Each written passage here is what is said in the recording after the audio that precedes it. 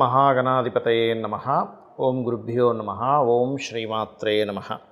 అరుణాం కరుణాతరంగితాక్షీం ధృతపాశాంకుశపుష్పబాణచాపాం అనిమాదిభిరావృతాం మయూకైః అహమిత్యేవ విభావయే భవానీం. శ్రీమాత్రే నమః. ప్రేక్షకులకి ఆ లలితాంబిక అమ్మవారి యొక్క అనుగ్రహం పరిపూర్ణంగా కలగాలని మనస్ఫూర్తి కోరుకుంటూ మనం ఈరోజు 2 శుభగ్రహాలు కలుస్తున్నాయి. అది కూడా ఎక్కడ అంటే మిథున రాశిలో శుభగ్రహం 1 గురువు, రెండవది శుక్రుడు. ఈ 2 శుభగ్రహాలు కలిసినప్పుడు ద్వాదశ లగ్నాల వారికి ఎటువంటి ఫలితాలు ఉంటాయి?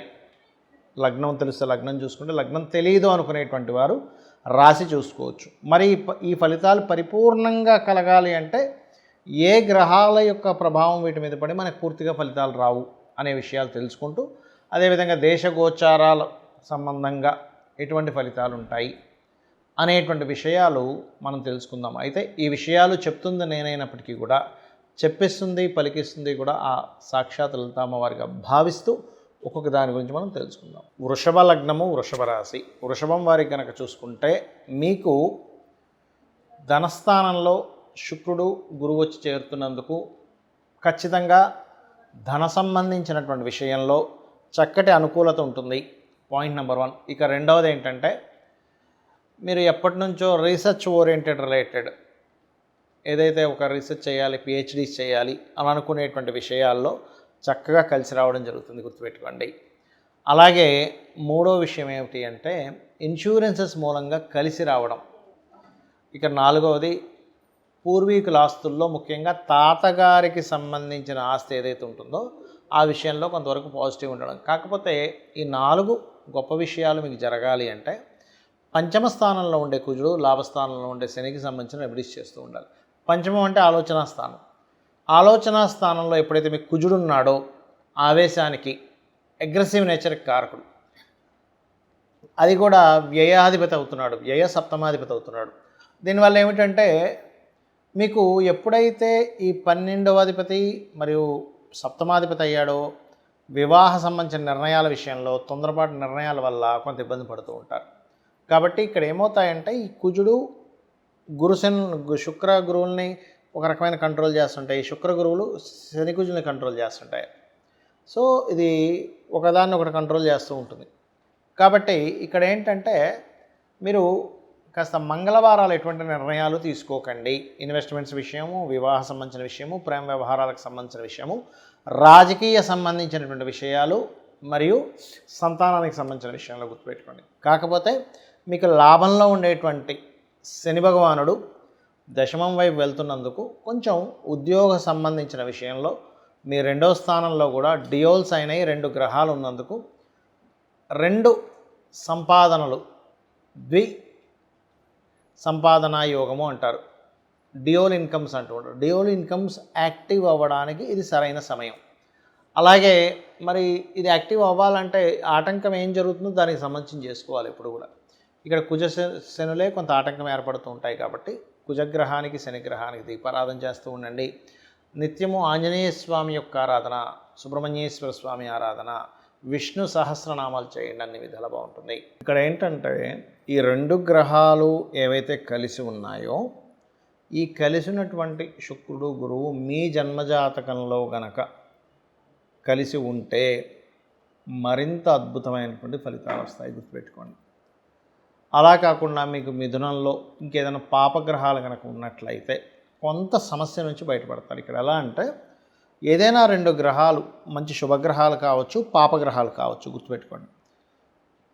అలా 2 గ్రహాలు వీక్షణలో కానీ కంజాయిండ్ అంటే కలిసి ఉండడం కానీ జరిగినప్పుడు అది గోచారంలో కలిగినటువంటి ఫలితాలు, గోచారపరంగా ఫలితాలు ఎలా ఇస్తాయో మీ జన్మజాతకంలో కూడా ఆల్రెడీ మీకు మీ పర్సనల్ చార్ట్లో ఉంటే అది ఇంకొంచెం ఎనర్జైజ్ చేస్తుంది. ఓకే, అంటే ఎలాగా అంటే ఒక వ్యక్తి గవర్నమెంట్ జాబ్స్ కోసం చక్కగా ప్రిపేర్ అయ్యాడు. గవర్నమెంట్ జాబ్స్ను వదిలింది అప్పుడే, అంటే టీచర్ జాబ్స్ పోస్ట్ వేస్తున్నాము, లేకపోతే రైల్వేనో, ఏపీఎస్ఆర్టీసీ, బ్యాంకింగ్, వెంటనే ప్రిపేర్ అయ్యి ఉన్న వ్యక్తికి వెంటనే అదొక అవకాశంగా ఆయనకి వచ్చి ఆనందపడి దానిలో సక్సెస్ అవుతాడు. అదేవిధంగా కొన్ని కొన్ని ఉంటాయి, మనుషులు తప్పిదాలు చేస్తుంటారు సాధారణంగా. అంటే అలాగా కొన్ని ఏవో ఫైన్స్ కట్టకుండాను కొన్ని ఉంటాయి, ఇన్సూరెన్స్ చేయకుండా ఉండేవేవో.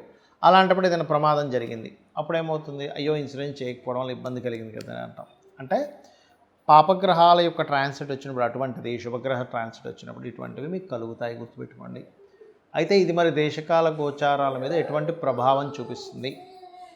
గురుగ్రహము శుక్రుడితో ఉన్నాడు. ఒక రకంగా చెప్పాలంటే ఇది కొంతవరకు గోల్డ్, లేకపోతే మనకి గమనించుకున్నట్లయితే గోల్డ్ విషయంలోని కొంత ప్రోగ్రెస్ని ఇచ్చేటువంటి కాంబినేషన్ ఇది కొంతవరకు.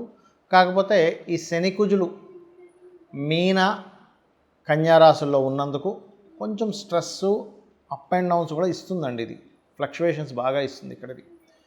దీంతోపాటు గురు సమానులు లేదా టీచర్స్కి, అందులో ముఖ్యంగా స్త్రీ సంబంధంగా, స్త్రీ మూలక సంబంధంగా గురువులకి, లేకపోతే ఆల్రెడీ స్త్రీలు గురుత్వ సంబంధించిన వాటిలో ఉండేటువంటి వారికి కొంత ఇబ్బందులను ఎదుర్కొనేటువంటి యోగాన్ని ఇస్తుంది. అంటే గురుత్వ సంబంధించిన వాటిలో బ్రాహ్మణ్స్కి కావచ్చు, పురోహితులకు కావచ్చు, గురువులుగా చలామణి అవుతున్నటువంటి వారికి కావచ్చు, లేకపోతే మంచి ఆధ్యాత్మిక రంగాల్లో ఉండేటువంటి వారి మీద కొంతవరకు బురద జల్లేటువంటి విషయం కావచ్చు. ఇటువంటివన్నీ కూడా అంటే వాళ్ళకి ప్రమాదం కానివ్వండి, వాళ్ళ లైఫ్లో కొంచెం ఎక్కువ అప్ అండ్ డౌన్ చూడడం కానివ్వండి, ఇటువంటివి ఎక్కువగా ఏర్పడతాయండి. ఈ గోల్డ్ రిలేటెడ్ సంబంధించిన విషయాలు కూడా ఎక్కువ ఫ్లక్చువేషన్. ఎందుకంటే మిథున రాశుల్లో ఉంది ఇది. ఇక్కడ ఏంటంటే మిథునము దిస్వభావ రాశి, బుధుడు యొక్క రాశే, కన్యా బుధుడు యొక్క రాశి. అప్పుడు ఏమవుతుంటుంది, అది ఈ కుజశనులు ఈ 4 దిస్వభావ రాశుల్లో ఎప్పుడైతే మనకి మిథునంలోని, కన్యలోని, ధనస్సులోని, మీనంలోని ఈ 4 గ్రహాల్లో ఉండే గ్రహాలు వాటికి అవి కనెక్టివిటీ పెట్టుకుంటాయి. కాబట్టి ఈ విషయంలో కాస్త జాగ్రత్త వహిస్తూ ఉండాలి. మరి దీనికి పరిహారం ఏంటి యూనివర్సల్గా? ఎందుకంటే అందరికీ జన్మజాతకాలు ఉండవు. ఎందుకంటే జన్మజాతకం కనుకుంటే మీకు లగ్నం నుంచి 12 భావాలు ఏమేమయ్యాయి, లగ్నం ఎలా ఉందో దాన్ని బట్టి మీ యొక్క జీవితము, కుటుంబ స్థానాన్ని బట్టి మీకు ధనము ఎలా ఉంది, కుటుంబంతో కమ్యూనికేషన్స్ ఎలా ఉంటాయి, 3వ స్థానాన్ని బట్టి మీకు సిబ్లింగ్స్తోని, 4వ స్థానాన్ని బట్టి మీ ప్రాపర్టీ, ఆస్తి సంబంధించిన విషయాలు కావచ్చు, విద్యా సంబంధించిన విషయాలు కావచ్చు, తల్లిగారికి సంబంధించిన విషయాలు కావచ్చు, 5 సంతానము, 6 రుణరోగ శత్రువులు, 7 అనేటువంటిది వివాహ జీవితము, 8 అనేటువంటిది ఆకస్మిక సంఘటనలు, 9వ స్థానం హైయర్ ఎడ్యుకేషను, తండ్రికి సంబంధించిన మీ స్పిరిచువల్ అండ్ గురుబలానికి సంబంధించినటువంటి దశమం వృత్తి, 11 అనేటువంటిది వ్యాపారాలు, 12 అనేటువంటిది మీ ఎక్స్పెండిచర్స్, మీ ఇన్వెస్ట్మెంట్స్ ఎప్పుడు చేస్తే బాగుంటుంది అనేటువంటిది చాలా స్పష్టంగా తెలుస్తుంది. కానీ ఇక్కడ డేట్ ఆఫ్ బర్తే లేదు, టైము లేదండి, ఏమి లేదండి, కానీ నేను అయోమయంలో ఉన్నాను అనుకునేటువంటి వారు చేయాల్సిన గొప్ప రెమెడీ ఏమిటంటే, ఇలాంటి గ్రహస్థితులు ఉన్నప్పుడు మీకు మంచివి జరగాలి అన్నప్పుడు మీరు నవగ్రహాలలో కుజుడు, కేతువు, శని, రాహు ఈ 4 గ్రహాల దగ్గర దీపారాధన చేయండి మొట్టమొదటిగా. రెండవది మీకు శని మంగళవారాలు గోవులకి శనివారం బెల్లము 4 ఉండలుగా బెల్లం తయారు చేసి తినిపించండి శనివారం నాడు. మంగళవారాలు మీరు ఏం చేస్తారంటే గ్రాసము, క్యారెట్లు గోవులకు తినిపించండి. గోవులోనే సకల దేవతలు ఉంటారు కాబట్టి ఇవి చేస్తూ అందరూ కూడా ఓం నవవిద్రుమ బింబశ్రీ న్యక్కారి రతన చదాయే నమః లేదా చండీ చేసుకోవడం, చండీ పారాయణం చేయడం, లేనట్లయితే ఆంజనేయ స్వామి ఆలయాలకు వెళ్ళడం, అందులో ముఖ్యంగా పంచముఖ ఆంజనేయ స్వామి యొక్క స్తోత్ర పఠనం కనుక చేసినట్లయితే అన్ని విధాలా మీకు బాగుండడం జరుగుతుంది. దీనివల్ల ఏంటంటే యూనివర్సల్గా కొన్ని అలజడులు కూడా వస్తాయి. కాకపోతే ఇక్కడ ఏంటంటే మనం ఒకటి అర్థం చేసుకోవాల్సింది, లాస్ట్ టైము మనకి ఈ ఇబ్బందులు వచ్చే ముందు మన యొక్క ఈ పూరీ జగన్నాథ్ ఆలయంలో గెద్దొచ్చి జెండాను ఎత్తుకుపోయింది. కానీ నిన్న మొన్న చూసినట్లయితే పూరి జగన్నాథ్ ఆలయంలో ఇంకొక అద్భుతం జరిగింది. ఎత్తుకుపోయినందుకు కొన్ని చెడు సంకేతాల వల్ల ఇబ్బంది అయింది. ఇప్పుడు ఏమైందంటే పెద్ద కుంభవృష్టి వర్షం పడుతూ స్వామివారి ప్రదేశంలో మాత్రం వర్షం పడకుండా అలా ఆగిపోయి అక్కడ ఇచ్చేటువంటి హారతికి ఎటువంటి ఇబ్బంది కలగలేదు. అంటే ఇది ఒక గొప్ప శుభ సంకేతంగా మనం భావించాలి. శ్రీమాత్రే నమః.